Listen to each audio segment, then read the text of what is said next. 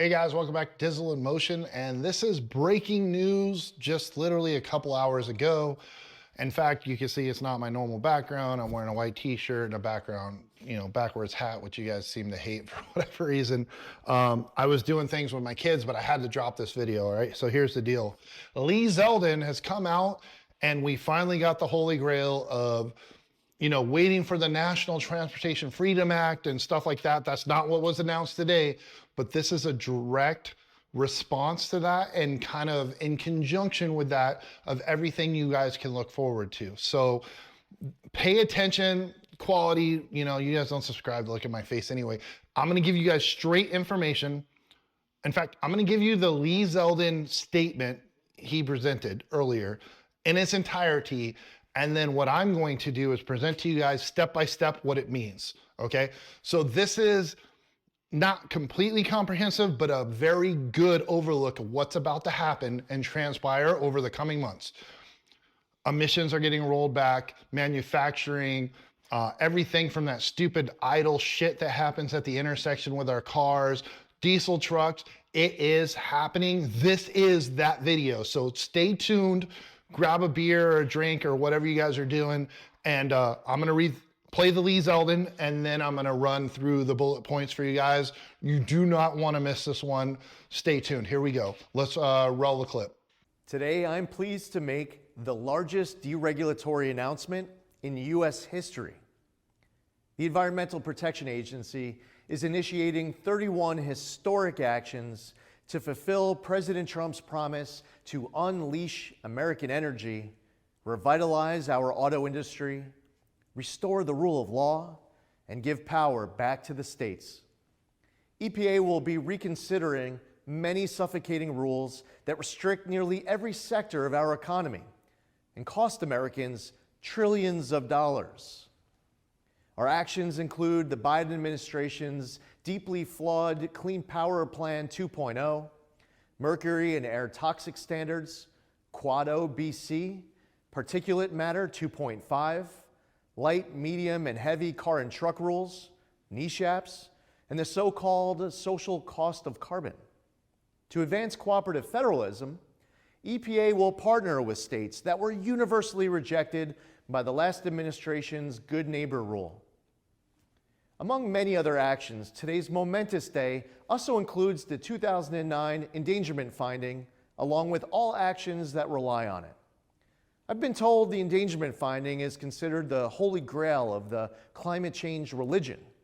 For me, the U.S. Constitution and the laws of this nation will be strictly interpreted and followed. No exceptions. Today, the Green News scam ends, as the EPA does its part to usher in the golden age of American success. Our actions will lower the cost of living by making it more affordable to purchase a car, heat your home, and operate a business. Jobs will be created, especially in the U.S. auto industry, and our nation will become stronger for it. From the campaign trail to day one and beyond, President Trump has delivered on his promise to unleash energy dominance and lower the cost of living. We at EPA will do our part to power the great American comeback. Okay, so there you have it. That's Lee Zeldin himself basically saying, we're mad as hell and we're not gonna take it anymore. The Trump agenda is in full play here. Again, I don't care about politics, unavoidable. Trump's cool by me. Whatever makes me the most money is cool by me, right? I don't give a shit otherwise, be honest with you guys. But otherwise, this is actually happening. It's a real deal. You just heard it from him. Let me go ahead and go through. I have a whole bullet point page of bullet points here I'm going to read and kind of explain in depth. He hit on all of them, but maybe you missed some of them. So maybe by me slowly speaking about them, you'll listen. Again, apologize for the quality, but you're not here for that. You're here for the freaking information, right? So here we go. I'm going to pull it up on this other device. Apologize if I'm not looking at the screen the whole time, but we're going to go through all of it. So the detailed list of EPA rollbacks and energy actions 2025 by executive order of this administration with the EPA. The list of everything being canceled and rolled back explained. So number one, it's the Biden's vehicle greenhouse, the GHG and carbon tailpipe emissions rules. What that was, strict federal emissions rules forcing automakers to cut carbon dioxide from cars and trucks. It pushed automakers into making EVs and required gas-powered cars to have expensive tech like cylinder deactivation, that shit at the intersection. You're like, push the fucking... That shit drives me nuts, bro. Can't have it. My truck now doesn't have it, and, you know, America. 8 miles per gallon. No, I'm joking. So what's happening now with that? It's canceled. Automakers no longer are forced to comply with those limits. Gasoline and diesel vehicles can be built freely without expensive emissions tech. V8s, diesel trucks, muscle cars won't be forced off the road due to new ridiculous restrictions. Number two, as I mentioned, the cylinder deactivation forced fuel-saving tech indirectly canceled. The MDS system, DFN, dynamic fuel management, active, whatever the hell they're calling it, that shuts off your cylinder when you're at the intersection, when indefinitely, if you're in a major city and it shuts off and then you got to like jump across the intersection and get over or whatever, and you're always like, F, yeah, that stuff's gone. They don't have to do that crap anymore, right? We're done with that. So it's indirectly canceled because automakers no longer need to meet the emission rules that were set. They were basically skirting the efficiency of an engine with the emissions by saying, oh, you know, we don't have to really reduce the emissions that much if we just shut the fucking motor off at the intersection, right? So that's gone. Carbon limits on power plants, coal and natural gas, which was strict CO2 emissions on coal and natural gas power plants, which means, now here's the problem. When you remove emissions restrictions, it also removes restrictions on fuel companies. And at first glance, you're like, cool, less restriction means more money, cheaper gas. They're allowed to actually gouge a little more. I'll do a whole dedicated video on what I expect to happen with fuel costs, but actually, I think gas will go up before it goes down after this news. Stay tuned for that in a later video. Make sure you're subscribing to this because everything I'm spitting is facts right now, okay? So we'll get into that. $20 billion in green grants, the Biden slush fund is what Trump's calling it. But yeah, green stuff, green energy. $20 billion is now gone. They're not playing games anymore. The Inflation Reduction Act, which by the way, inflation hit a record low for the last 3 years today. 0.2% less than they thought it would be. Turns out slowing down the economy sucks. The market's kind of back, but also you stop inflation. There might be a method to this madness. Stay with us. Anyways, other called climate justice grants, but basically it was just giveaways to startups and green energy programs that had zero impact with you or me and our cars that are currently on the road. So what's happening now? Those are all canceled by Zeldin. He called them gold bar grants, saying basically they're ways to subsidize and funnel money to the Democrats. Again, I'll stay out of politics. I'll let you decide. But this is what's happening. That stuff is just gone. We're done. We're done with the bullshit. And the money saved by that is being redirected to other departments and reducing the deficit otherwise. Biden's carbon-free power mandates, the net zero by 2035 goal. That's what we're talking about. What that was, the mandate to eliminate all carbon emissions from U.S. power sector by 2035, requiring all coal and gas power plants to close by 2035. You fucking serious, bro? No. Risk energy shortage and massive price increases, as well as energy dependence on Canada, Russia, and the Middle East. Yeah, that sounds like a great plan. Let's do that. Not. So that's gone. That's not a thing. It's scrapped. No more forced closures for reliable energy sources. Anything that's viable, we're pursuing. Whether it's drill, baby, drill, open, proliferate, like whatever we got to do to keep prices down, you know, we're going to do that. And never mind, I'll withhold my political commentary, but yeah, we're going to do that. Oil, gas, and coal development bans that were on federal land have now been removed. Again, this is from Zeldin, EPA. This is happening. Done deal. He declared it today. Biden's ban and restrictions on drilling, mining, fracking, and pipelines on the federal land and offshore have been revoked. Prevented access to huge American energy reserves, hurting jobs and raising prices. So now we are under, officially, as Trump calls it, the Unleashing American Energy Executive Order. He's wrote EO on this. Federal land has been reopened for federal energy production. Pipelines, refineries, and nuclear plants are fast-tracked for all approval as long as they are safe.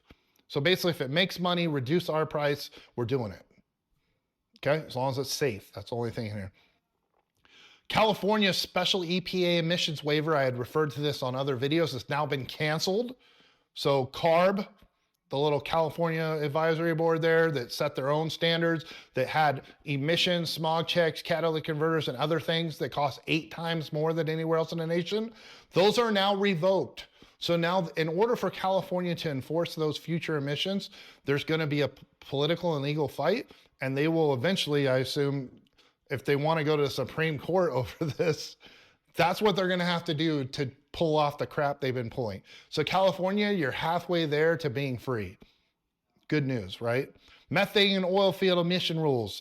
Before, strict limits on methane emissions from oil and gas, because they charge fees on carbon waivers. Basically, you know, if you're producing this much CO2, you need to offset it with a fine and a fee, and they had some kind of math attached to that. That's gone.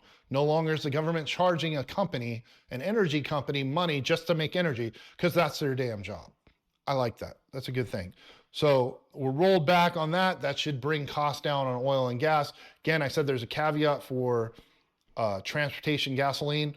Whole nother video coming soon. You'll want to hear it, because I think it's going to go up before it goes down, and I'll explain why. But eventually we could see energy costs for fuel and stuff as much as half as what it is currently.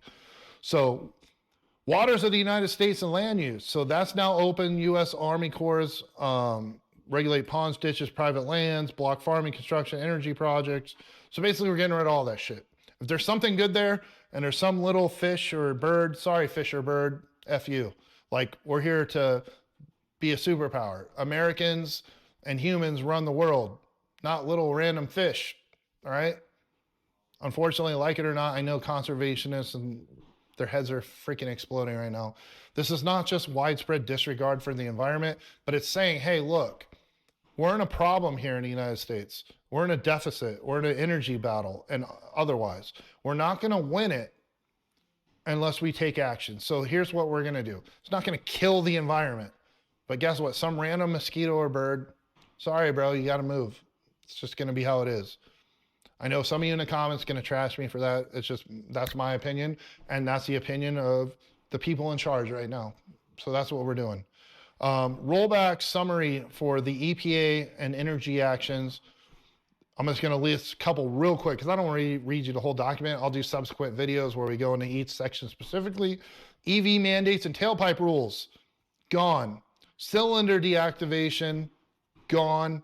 Carbon limits on power plants, gone. $20 billion in green funding for leftist causes, gone. Federal drilling bans, removed.